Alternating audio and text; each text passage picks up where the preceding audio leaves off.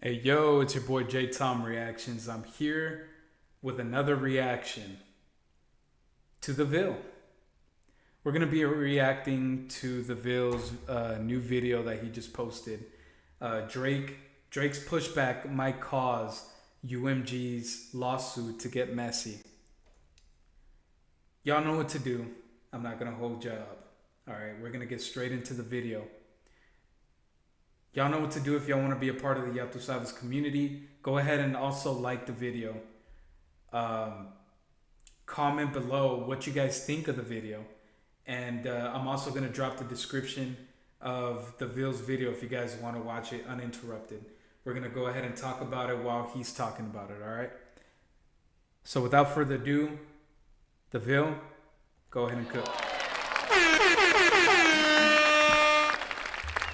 So there was a couple things in this lawsuit that was updated, right? There was a thing that was updated with UMG and Drake. Apparently, Drake's lawyers are trying to push back against UMG. They're trying to say all these things about a motion to stay, motion to dismiss. And I wanted to break down the things that they're trying to argue back against UMG because, UMG is trying to dismiss this case and they're still trying to get the discovery. And UMG is just trying to dismiss it without giving them anything, right? So I wanted to break this down and show you the pushback that the lawyer is giving and how it's going to make everything a lot more harder for them and cause a lot more issues and open up a lot more can of worms in the near future. So let me take you to the page here where they just started talking to the lawyer, where the lawyer started talking to the judge. Right here, Drake's lawyers are trying to say that UMG had failed to make a strong showing that the plaintiff's claims are unmeritorious. On the motion to stay discovery, the defendant must make a strong showing that plaintiff's claims are so meritless as to warrant a stay. Courts have looked to whether the complaint is facially without merit. For example, a motion to stay was appropriate where the defendant's motion to dismiss was directed to federal court jurisdiction, whereas jurisdiction could be determined readily from the face of the complaint, and where the plaintiff was unable to cite any relevant authority in support of the existence of jurisdiction. Right here on the second page is what matters. UMG claims it need only show motion to dismiss is not unfounded in law. Motion to stay at 2. However, the balance of authority endorses a significantly higher standard. UMG has failed to meet its burden. The motion to stay, like the motion to dismiss, ignores the vast majority of plaintiffs' well-pled factual allegations in the 237 paragraph complaint. UMG's headline argument is that the defamatory material is non-actionable opinion that no reasonable person would understand as a statement of fact. Motion to dismiss at 11. This argument is doomed to fail and is nowhere close to establishing the plaintiff's defamation claim is facially without merit. For one, UMG completely ignores the complaint's allegation that millions of people all over the world did understand the defamatory material as a factual assertion that plaintiff is a PDF file. UMG also ignores allegations that the statements in question and surrounding content. Okay, first of all, I want to, input my basically give my 2 cents. That part where it says that everybody around the world did understand the defamatory material as a factual assertion that the plaintiff is a PDF file. That's essentially that's us thinking that K Dot is talking about Drake. But in actuality, nowhere in there is K Dot actually calling Drake a PDF file. You see what I'm saying? People are making that assumption. Let's continue. Context implied that these allegations were based on undisclosed evidence, and the audience understood as much. Indeed, UMG effectively concedes that it has no hope of defeating the sufficiency of the complaint via its attempt to substitute pleadings with its own factual narrative contained within a request for judicial notice of 26 exhibits. UMG improperly asked the court to accept many of these exhibits for the truth of the matters asserted, therefore, therein motion to dismiss at 17. relying on news articles for the truth of statements made about the consented meaning of lyrics. At 16, offering UMG's interpretation of the meaning of lyrics from another exhibit. None of this appropriate at motion to dismiss stage. So, real quick, just to pause, I wanted to break down this paragraph right here because this is important. Because they're talking about how the Yeah, break argument it down. that UMG tried to make was that the defamatory material is non-actionable opinion that no reasonable person would understand as a statement of fact. Everybody knows it's a rap beef. Because it's a rap beef, obviously nobody's going to take this serious. And the hyperbole and opinions that Kendrick Lamar and Drake are saying about each other, this is rap battle, this is rap beef. Everybody knows they're beefing. They know that this happens in rap battle. This is something that's done out of entertainment. Drake and his lawyer arguing this is just anti-hip hop within itself. But not only that, they say that the argument is doomed to fail and is nowhere close to establishing that plaintiff's defamation claim is facially without merit. When they say that UMG is trying to ignore the complaint's allegations that millions of people all over the world did understand this as defamatory material as a factual assertion that plaintiff is a PDF file, right here they're trying to argue that people believed it. UMG also ignores allegations that the statements in question, all surrounding the context, implied that allegations were based on undisclosed. See, that's understandable. That's understandable that, but that's people's. How can you bring that to court? But that's people's thought that they were the ones that believed that he was the PDF file. But nowhere in the song did it say outright that Drake was the PDF file. That's where he would lose. But I see where the Ville's going with this. Disclosed evidence, and the audience understood as much.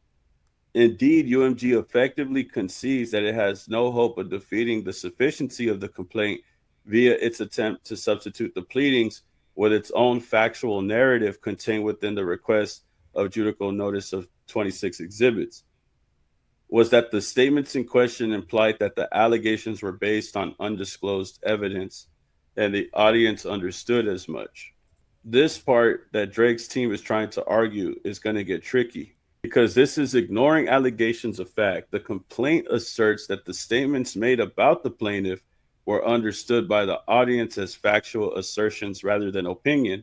The reference to the case that they use indicates that an opinion based on undisclosed facts can be defamatory if the audience interprets it as a factual statement.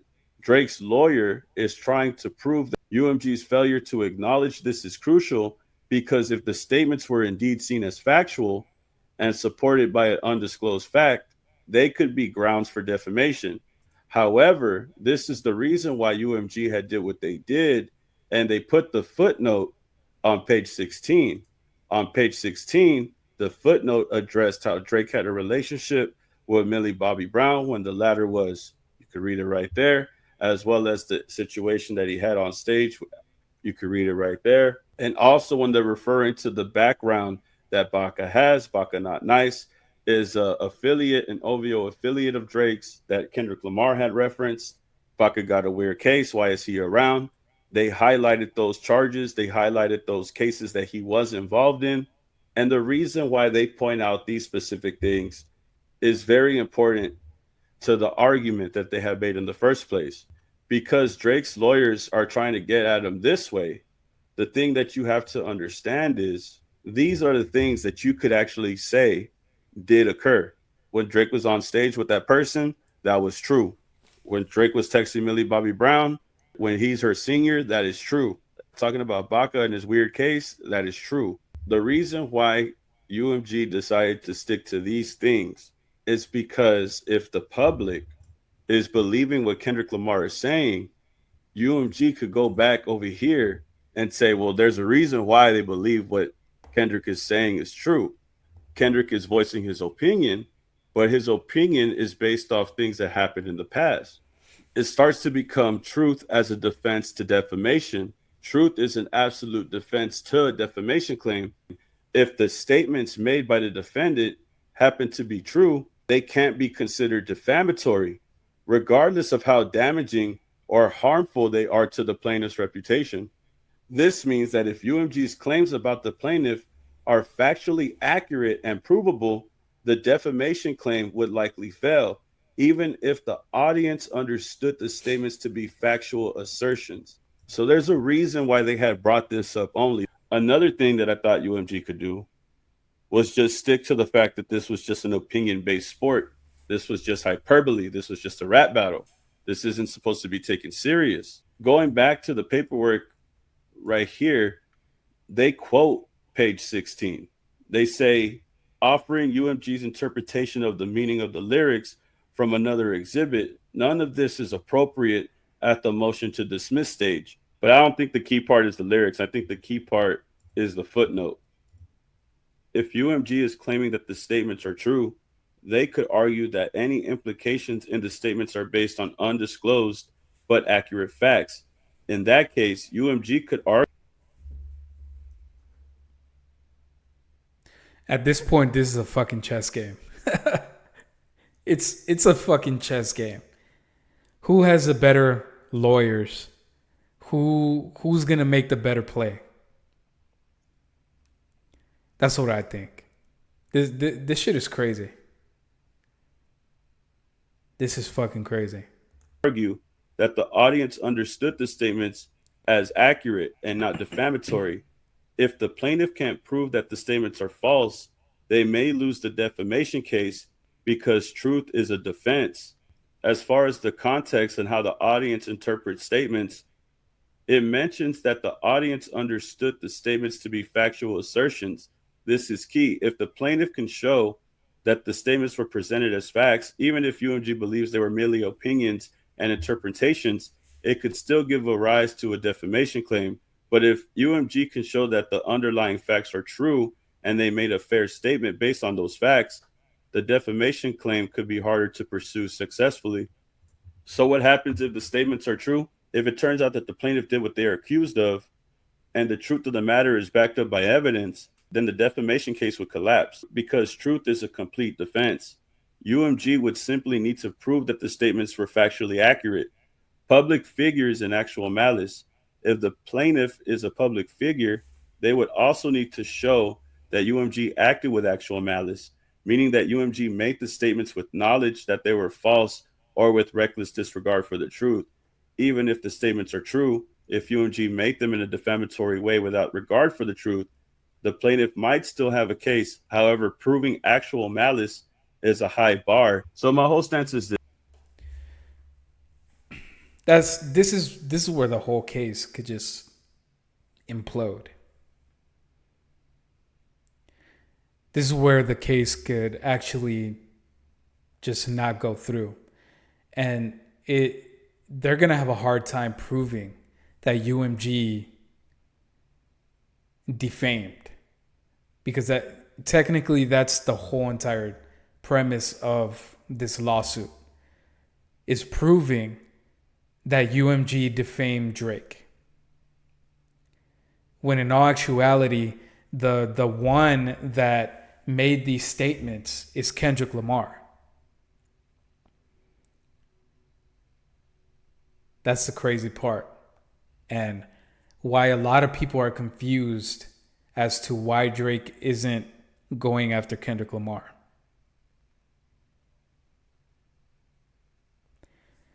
That's why I'm confused. I'm fucking confused as to why Drake is going after the hand that feeds him instead of going after the guy that actually dissed him. That makes no sense. this. What if Drake and his lawyers, they're trying to push back. They're trying to say, you're trying to say that this was opinion based, but everybody thinks this is true. Because you're bringing this up, because of these lyrics, you're claiming that he told Kendrick Lamar to say it because of the Tupac AI telling him to say it. But the things that Kendrick Lamar is saying, they're trying to say that people think that this shit is true. What I'm saying where it could get messy is, what if UMG is trying to say Yo, what Kendrick Lamar said was opinion based. It was hyperbole. It wasn't supposed to defame nobody. It was just something that happened in a rap battle, non actionable opinion. But there is things online that do back up what Kendrick Lamar is saying. And what if UMG tries to prove those things as the truth? And I think that's why UMG had showed this footnote before Drake's lawyer could give any type of pushback. I think they're still going to move with the opinion based argument that all of this was just a rap battle and everybody was in on it. But I think them pointing this out right here in the very beginning is to also back up that not only is Kendrick Lamar stating opinion, he's stating an opinion based off factual events. So it's not like Kendrick Lamar is just coming out and saying this out of nowhere. There's a chance that Kendrick is saying this. There's a chance during past events, factual events of questionable behavior that is coming from Drake. And that could be the main possibility why Kendrick Lamar is bringing this up in the first place. And Y'all that's why I'm seeing saying this? that it could get messy if they were to try to start, if they were to try to go this route, because then they would try to prove that what Kendrick Lamar is saying could be true. And for the most part, what Kendrick said was true. It was true what he said about Baca. It was true about how he was still around. Why is he still around? It was true that when he said that he had people on his payroll because Baca's on his payroll, and he is that. It was true about the Millie Bobby Brown relationship. You did have a relationship with Millie Bobby Brown. There was also the situation on stage. But see, here's the thing. Kendrick didn't name any names. All he said was, "Hey Drake, say Drake. I hear you like him young." That's all he said. You better never go to Cell Block 1. He didn't name any names. You name names. And that's where this lawsuit is going to fall and crumble under your feet.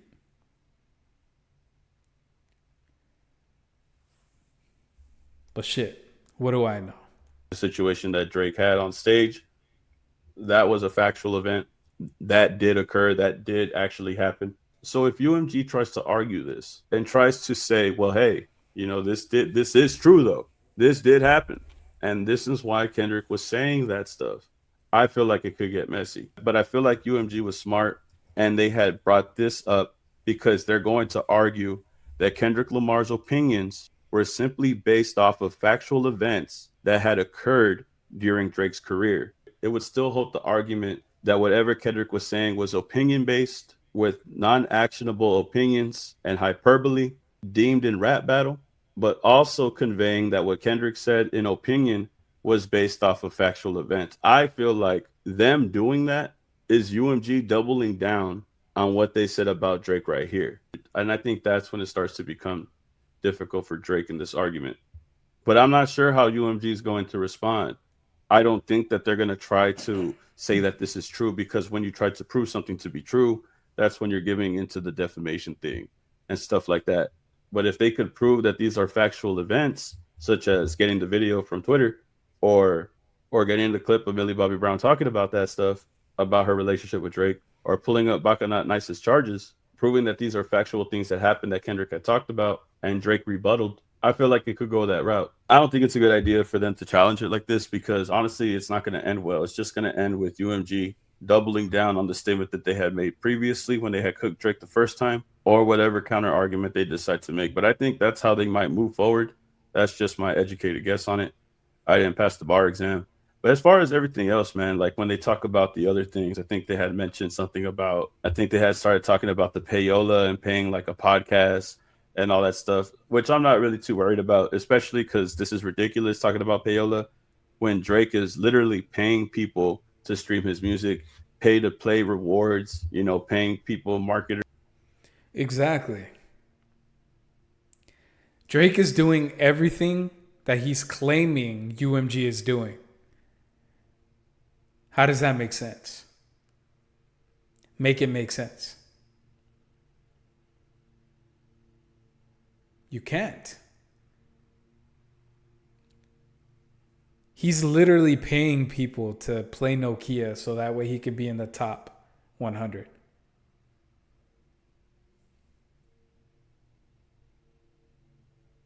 To pay people to listen and react to Drake's music. That's why the payola argument is so ridiculous to me because obviously Drake is still doing it for his latest album. So to take UMG to court over payola and defamation, the payola part is always silly to me.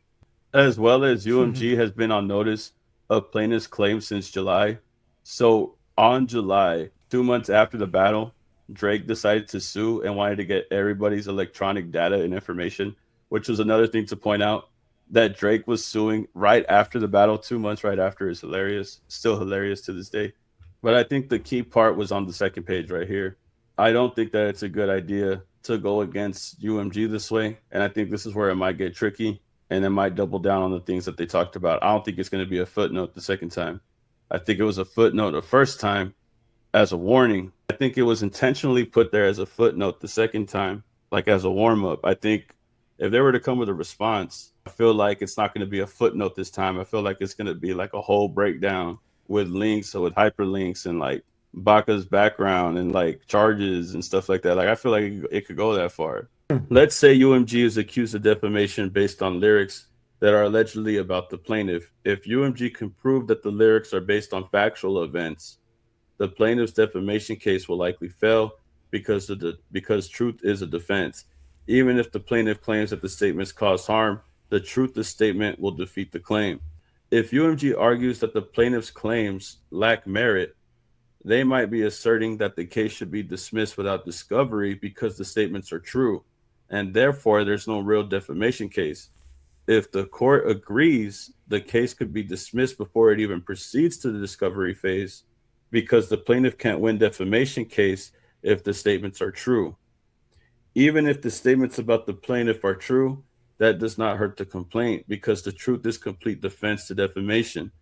If the defendant, which is UMG, can show that the statements were truthful, the case is unlikely to succeed and the complaint would not proceed.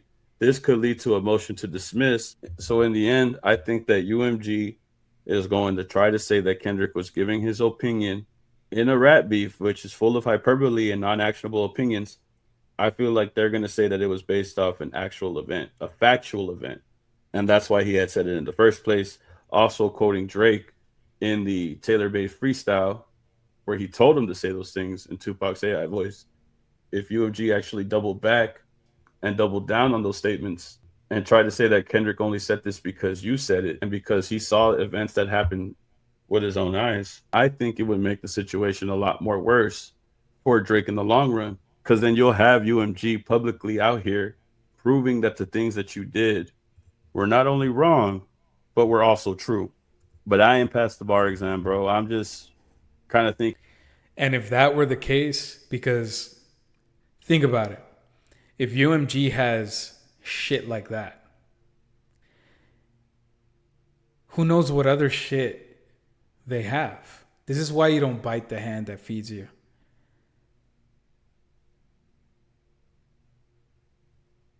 I don't know. Let's continue. Let's finish. If Drake's lawyers responded this way, I could only imagine UMG's lawyers are cooking up something even crazier. And I think it's going to go back to the footnote that they had left. And I think they might double down on that. And this is where things get more tricky. But y'all tell me how you feel about this and get back. Yeah, just tell me what you guys think. Do you guys think that UMG is going to push back and actually try to, defend?